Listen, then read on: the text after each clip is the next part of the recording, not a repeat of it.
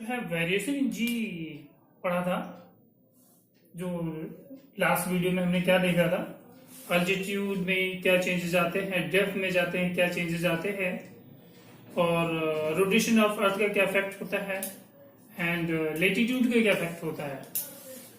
और ये ग्रेविटेशनल जो टॉपिक इतना इंटरेस्टिंग है कि इसमें जितना भी आप सर्च करेंगे तो आपको बहुत ही मजा आएगा।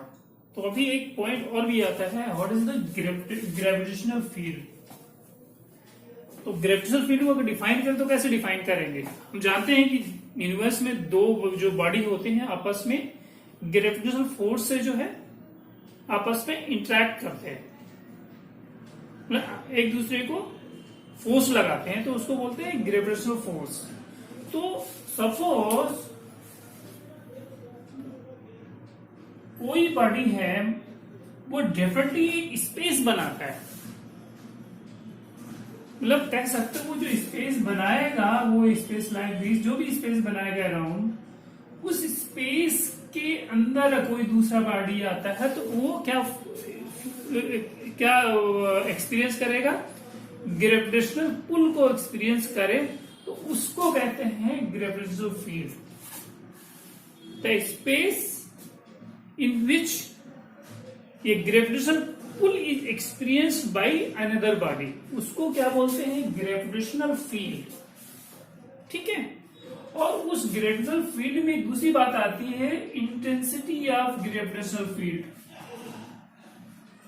तो इंटेंसिटी ऑफ ग्रेविटेशनल फील्ड को कैसे डिफाइन करोगे, वही जो स्पेस है, इस स्पेस में कोई पॉइंट ले लेते हैं, उस पॉइंट में जो ये जो ग्रेविटेशनल फील्ड जो जनरेट हुई है किसी बॉडी का, उस किसी पॉइंट पे जो है अगर हम डिफाइन करें तो उस पॉइंट पे कोई यूनिट मास है, कहते हैं क्या डिफाइंड इसी ग्रेविटेशनल फील्ड में।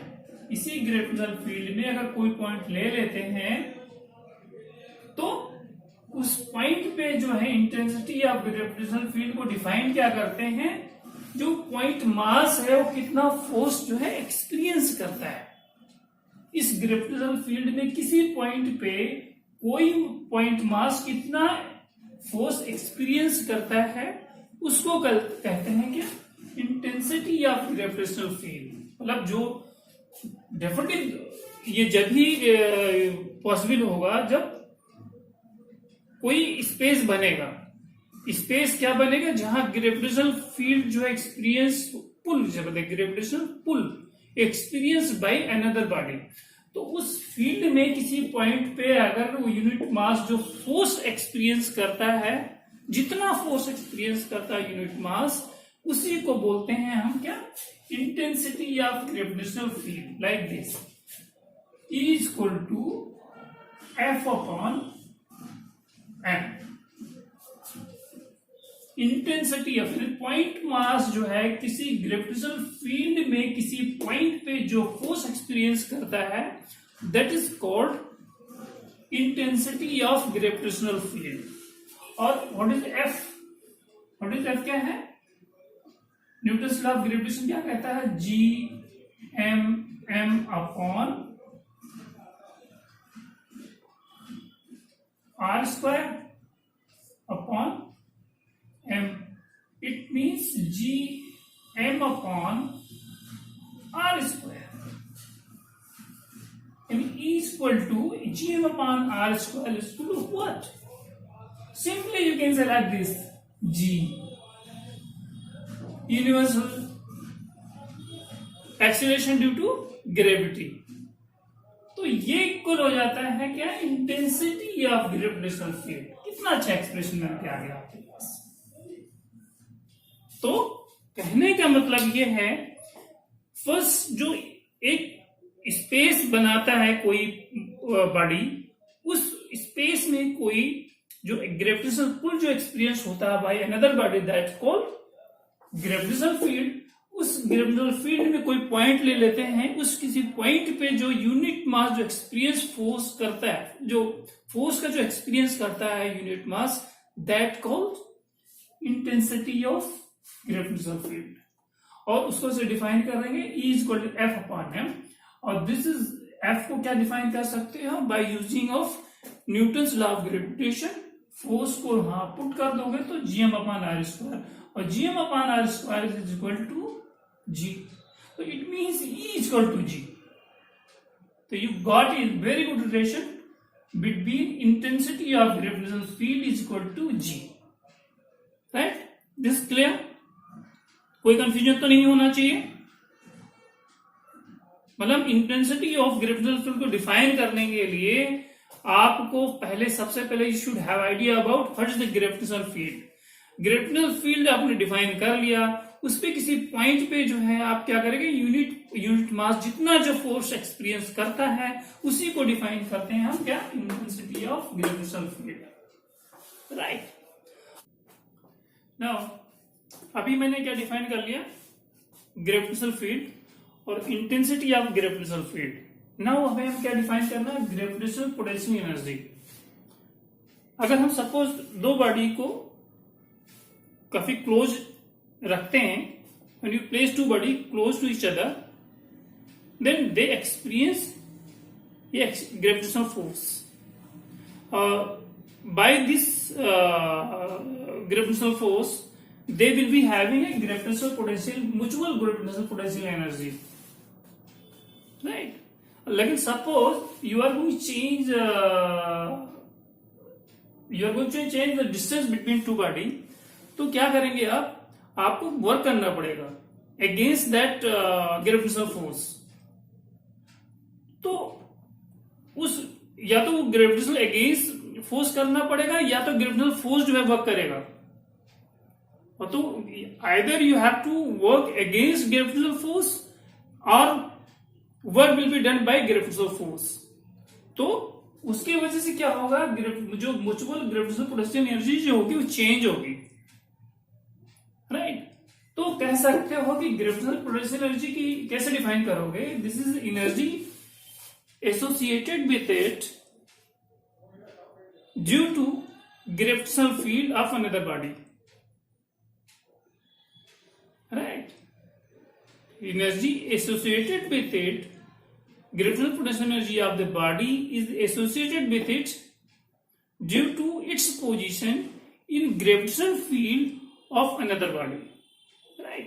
तो अब अगर हमको डिफाइन करना है, एक्सप्रेशन निकालना है, सपोज दिस इज अर्थ जिसका मास m है आपका अर्थ का, राइट? और इसका रेडियस सपोज r है। किसी पॉइंट पे आपको ग्रेविटेशनल पोटेंशियल एनर्जी निकालनी है, राइट? Suppose p, right? तो ये डिस्टेंस आप सपोज हमने ले लिया, this one is r। At any instance कोई एट द पॉइंट a उसकी जो डिस्टेंस है किसी at distance, this is x। Body की पोजीशन हमने कोई ए ले ली, this one and this one from centre of the earth. अगर हम ओ ले लेते हैं तो O is equal to what, x. Suppose a small distance, suppose the point B, this is dx। तो यू हैव, अगर सपोज उस body को from point A to small distance point B लाना है तो एक स्मॉल कोऑर्डिनेट करना पड़ेगा जिसको बोलते हैं f into dx। From point A to point B अगर आप बॉडी को लाना है तो आपको ये वर्क करना पड़ेगा, राइट? और जो है ग्रेविटेशनल फोर्स क्या लगेगा, ग्रेविटेशनल फोर्स क्या हो जाएगा, ग्रेविटेशनल फोर्स क्या हो जाएगा, F इक्वल टू क्या होगा, GM M अपॉन x²। मतलब एट ए डिस्टेंस कोई उसकी जो बॉडी की पोजीशन है x है, तो उसकी OA की पोजीशन हमने ले ली, बट स्मॉल डिस्टेंस जो बॉडी जो है फ्रॉम ए टू बी ला रहे हैं हम बी पे, पॉइंट बी पे, तो आपको स्मॉल वर्क डन करना पड़ेगा। तो अब अगर हम पुट कर देते हैं D W equal to F, F पे जगह पे पुट करेंगे तो क्या हो जाएगा, G M upon X square into D X. मतलब इस small from point A to point B, यानी स्मॉल डिस्टेंस को आपको डिस्प्लेस करने के लिए, फ्रॉम ए टू बी लाने के लिए आपको वर्क डन करना पड़ेगा। तो ये वर्क डन क्या होगा, दिस वन। और ये एफ क्या है, F is what, F is the gravitational force by earth on the body. अगर सपोज उस बॉडी को इन्फिनिटी से जो है पॉइंट पी पे, इन्फिनिटी से पॉइंट पी तक लाना है सपोज, तो क्या करना पड़ेगा, ये तो स्मॉल डिस्टेंस हो गया। अगर इन्फिनिटी से जो है पॉइंट पी लाना है तो क्या हो जाएगा, वर्क डन क्या हो जाएगा, टी डब्ल्यू इक्वल टू, आपको इंटीग्रेशन का सहारा लेना पड़ेगा, from infinity to R G M upon X square into D X. इसको इंटीग्रेट कर दीजिए, स्मॉल आर, सॉरी, मतलब इन्फिनिटी से टू पॉइंट पी लाना है, इस पॉइंट पे आपको पोटेंशियल एनर्जी निकालना है। तो कैसे निकालेंगे, आपको इंटीग्रेशन का सहारा लेना पड़ेगा, from infinity to R GM upon X square into D X equal to what, इसको अगर हम कोड कर दें, G M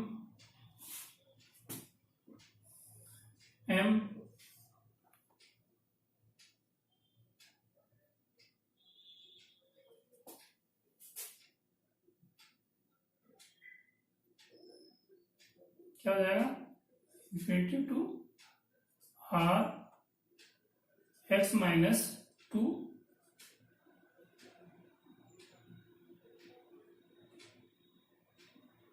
D x.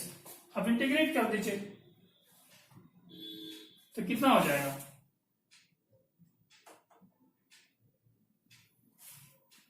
Integrate करें, G M one upon X हो जाएगा माइनस, लिमिट रख दें आप आर, कितना हो जाएगा, G M upon R, this will be work done, यानी वर्क डन मतलब आपको क्या होगा, दिस इज एनर्जी, इसको वर्क डन क्या था, जब पोटेंशियल एनर्जी को कैसे डिफाइन किया था, this is energy associated with it इस बाय इस position in a gravitational field. तो हमने क्या करता है, इन्फिनिटी से जो है पॉइंट पी पे जो बॉडी को लाने के लिए जो वर्क डन करना पड़ता है, उसी को हम पोटेंशियल एनर्जी बोलते हैं, दिस इज पोटेंशियल एनर्जी।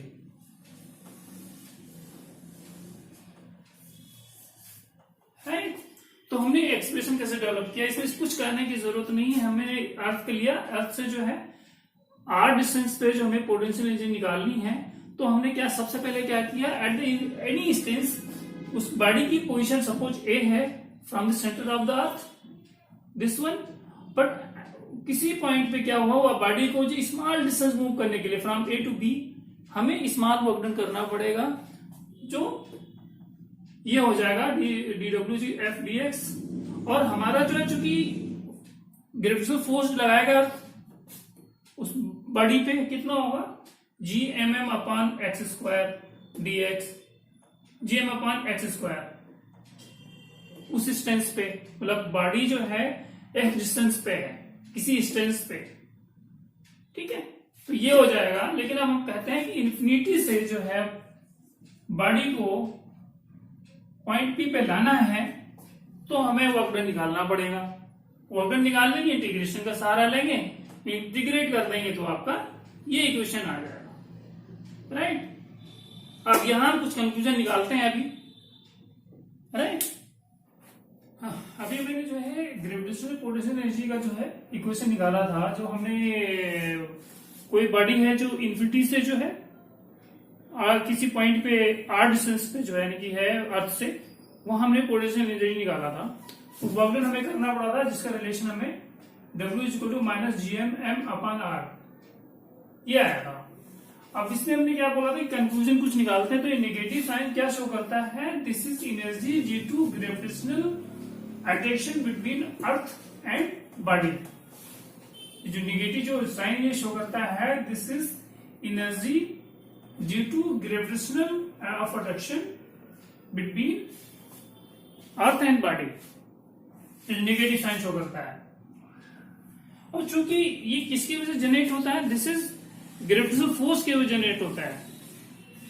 तो उसमें क्या होता है, उनमें जो दो बॉडीज के बीच में जो एनर्जी जो एक्सपेंड होती है, बॉडी जो है इन्फिनिटी से जो है किसी पॉइंट में हम लेकर के आते हैं, तो वर्क हमें करना पड़ेगा। तो उनकी एनर्जी जो एक्सपेंड होगी तो उनकी जो है जो म्यूचुअल जो उनकी एनर्जी एक्सपेंड होगी, तो हमारे जो है पोटेंशियल एनर्जी से रिड्यूस हो जाएगी, राइट। दूसरा हमारा क्या कहता है, अगर इसी रिलेशन को हमें बनाना है, सपोज किसी पॉइंट पे R1 डिस्टेंस है सपोज, और उसको किसी पॉइंट दूसरे पॉइंट पे R2 डिस्टेंस पे लाना है बॉडी को, तो हमारा जो रिलेशन ये दूसरे तरीके से भी हो सकता है, 1 minus GMM upon 1 upon R1 minus 1 upon R2।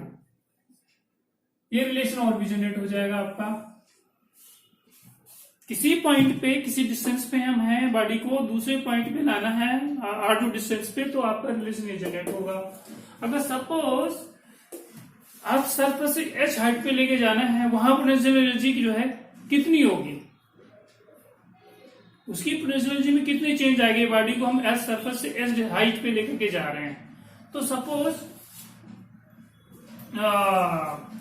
क्या नाम है, आपकी जो पोटेंशियल एनर्जी है सपोज सर एस सरफेस पे GMM upon R S surface पे, लेकिन अब उसको लेकर के जा रहे हो किसी H हाइट पे, तो वहां क्या हो जाएगा, suppose GMM upon R plus H।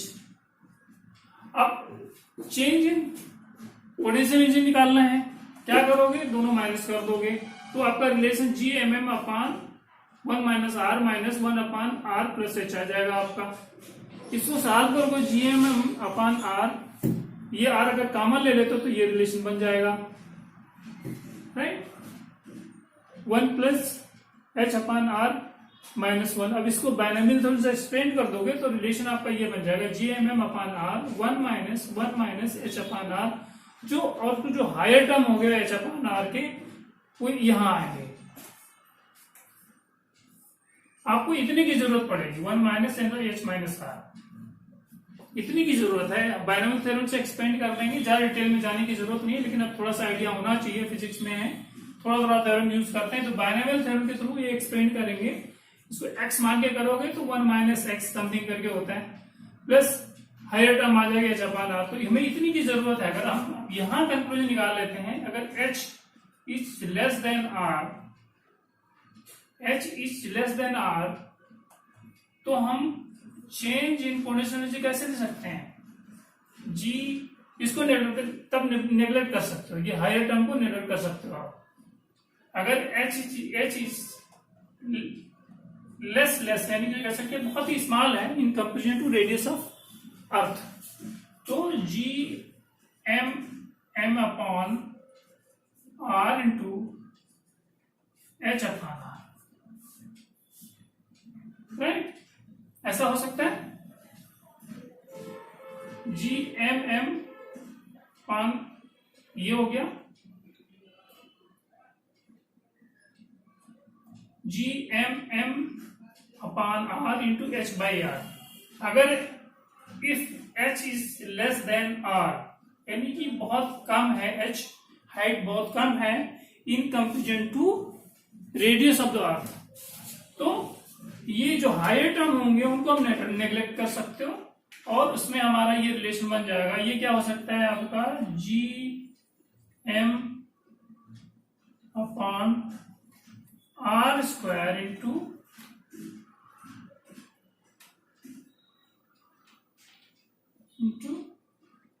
जी M M upon square into M H. और ये हमारा क्या है, G sorry small G into M H. इसको क्या लिख सकते हैं, एम जी एच। वो भी रह गया। अभी मैंने जो ग्रेविटेशनल पोटेंशियल एनर्जी निकाल लिया था, अब हमें ग्रेविटेशनल पोटेंशियल निकालना है। तो ग्रेविटेशनल पोटेंशियल को कैसे डिफाइन करेंगे, ये this is the gravitational potential, basically this is energy associated with point mass due to its position. मतलब कह सकते हो दिस इज ऑल्सो, ये ग्रेविटेशनल पोटेंशियल एनर्जी को कैसे डिफाइन कर सकते हो, this is energy of point mass of its position in a gravitational field of another body. कह सकते हो this is energy, gravitational potential is the energy of point mass of its position in gravitational field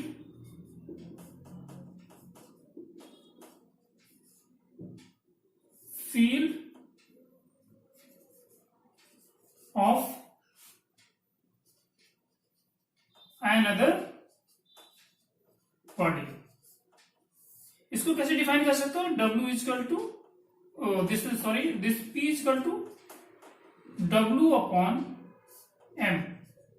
यानी point mass को infinity से उस field में किसी point पे लाने के लिए जो वर्क डन करना पड़ता है वो कहलाता है हमारा ग्रेविटेशनल पोटेंशियल एनर्जी। और P इजकल टू W के जगह पे आप जो है पोटेंशियल एनर्जी लिख सकते हो, वो क्या है, minus G M upon R upon M. M cross हो सकता है, minus G M upon R. ये पोटेंशियल आ गया, यानी पोटेंशियल के रिलेशन आपका ये आ गया, P equal to minus G M upon R, right.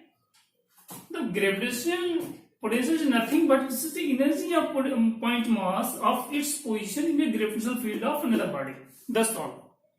और क्या है, उसको डिफाइन कैसे कर सकते हो कि उस ग्रेविटेशनल फील्ड में किसी पॉइंट मास को इन्फिनिटी से वहां उस पॉइंट पे लाने के लिए जो वर्क करना पड़ता है, दैट्स कॉल्ड पोटेंशियल। पोटेंशियल जो W पान एम है, W क्या जो हमने रिलेशन निकाल लिया था कि जो है किसी बॉडी को इन्फिनिटी से किसी पॉइंट पे लाने के लिए जो पोटेंशियल जनरेट करें, उसको हमने एक्सप्रेशन निकाल लिया था, हम पुट कर दिया तो हमारा ये इक्वेशन आ गया, ठीक है। तो सिंपली हम पोटेंशियल का फॉर्मूला हमारे पास ये आ गया। तो उसके बाद ये हमारा जो देखा जाए gravitational potential energy, gravitational potential and gravitational field, intensity of gravitational field, ये जो पॉइंट्स हैं हमने क्लियरली बता दिए हैं और इस पे आपको भी रिवीजन करना है। इसके बाद फर्दर हम जो इस पे क्वेश्चन करेंगे, अच्छे जो क्वेश्चन आते हैं, ठीक है। बट ये फॉर्मूले को हमेशा दिमाग में रखना। कभी कभी जैसे ग्रेविटेशनल पोटेंशियल और ग्रेविटेशनल पोटेंशियल एनर्जी में थोड़ा सा स्लाइटली डिफरेंस है, तो हमें क्लियरली देखने पड़ेंगे, ठीक है ना। तो फर्दर हम आप सोल्यूशन में देखेंगे कि जब न्यूमेरिकल्स लगेंगे तो उसके सोल्यूशन करने के लिए, सॉल्व करने के लिए कैसे कैसे फॉर्मूले यूज करेंगे, फिर आगे हम फर्दर और भी हमारी कंसेप्ट क्लियर हो जाएंगे, राइट। तो उम्मीद करते हैं कि आप लोग भी रिवीजन करोगे। तो ये टॉपिक बहुत ही इंटरेस्टिंग है, एक दो उसमें आगे समझ लीजिए ये हमारा 4th वीडियो है, अभी 2-3 वीडियो और लगेंगे इसको कंप्लीट करने में, ग्रेविटेशन और पार्ट। बट न्यूमेरिकल्स इसमें काफी अच्छे से बनते हैं, चाहे वो जेई हो या नीट हो, उसमें 2-3 क्वेश्चन तो हर साल आ जाते हैं। तो इसको हम गिव अप नहीं कर सकते, इस पॉइंट को, यानी जो टॉपिक है हमारा ग्रेविटेशन, इसको अच्छे ढंग से हमें पढ़ना है। और अच्छे में पढ़ेंगे तो इसमें क्वेश्चन लग जाते हैं, ऐसा नहीं है, क्वेश्चन डेफिनेटली लग जाएंगे। तो इसको गिव अप नहीं करना है, इसको हम अच्छे ढंग से करेंगे, इसमें ज्यादा वो हैंकी पैंकी नहीं होता। और उम्मीद करते हैं ये क्वेश्चन आप लोग अगर प्रैक्टिस करोगे, फार्मूला और कंसेप्ट कैसे डेरिवेशन किया गया फार्मूले को, तो डेफिनेटली आप लोगों से भी सोल्यूशन लगने स्टार्ट हो जाएंगे, ठीक है।